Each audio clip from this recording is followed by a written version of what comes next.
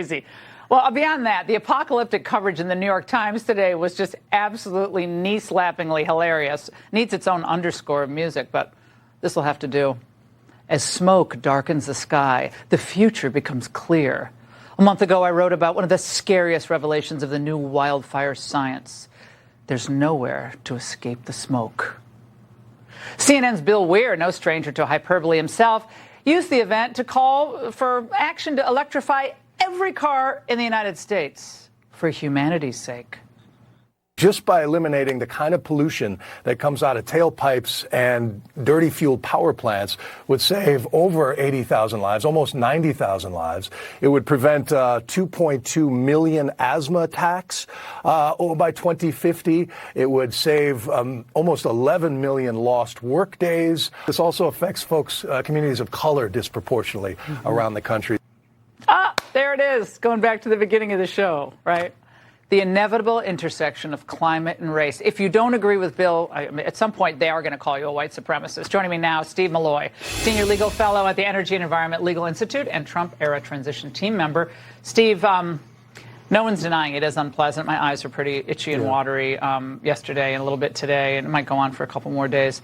But is this wholly out of the ordinary?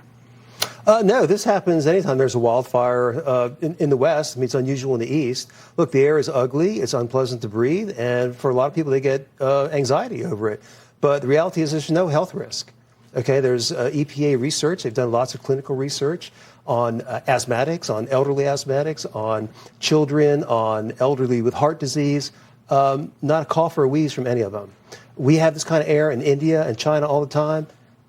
No public health emergency. Speaking of, do you notice, like, in all the coverage of, Bill Weir, the tailpipes, all this stuff, they never, ever mention the fact at the top that China is the #1 polluter in the world. Never. Yeah, this is like clean air in China. I mean, it's really bad. They in the winter, they never turn on their scrubbers for the air pollution because they don't care. Weir has no idea what he's talking about. This doesn't kill anybody. This doesn't make anybody cough.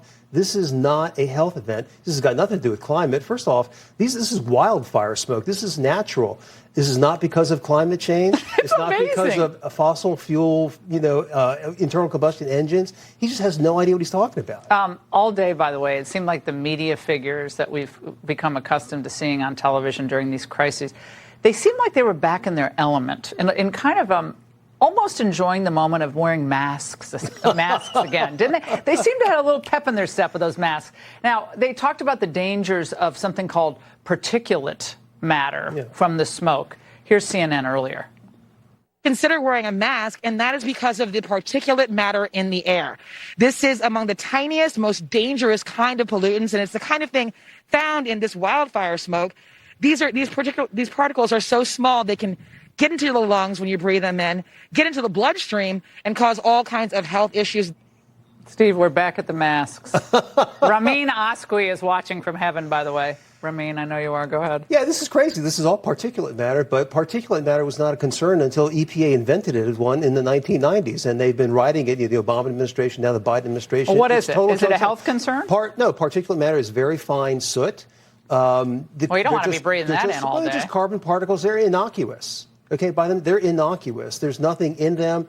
They have no effect. The EPA has all this testing on real live human beings that shows no effect. This is total junk science to claim this is hurting anybody. It's ugly. You don't want to breathe it. It causes people... But didn't they seem a little giddy to be back in the masks? Oh, they love it. They love the masks. Of course they love it. Well, they love all panic, right? Yeah, it's sensational. Panic porn. They love sensationalism. By the way, another moment of panic porn always comes when you see those very dramatic and sad pictures, not of the polar bears, but of the ice coming off Antarctica, like crashing into the ocean. Is that real? Well, no. So this week there was a study. If you use the climate models, they say by now we should have lost 20 trillion tons of ice in Antarctica between 2009 and 2019. But we've actually gained ice. And this is like, they're always wrong. All climate apocalyptic predictions are wrong. And that came out this week, did it not? Yes. They've never been right. They're never going to be right. Well, Steve, from ice to particulate matter, only on the Ingraham angle. Steve, thank you. Now, why you shouldn't leave dog food in your car. The last bite.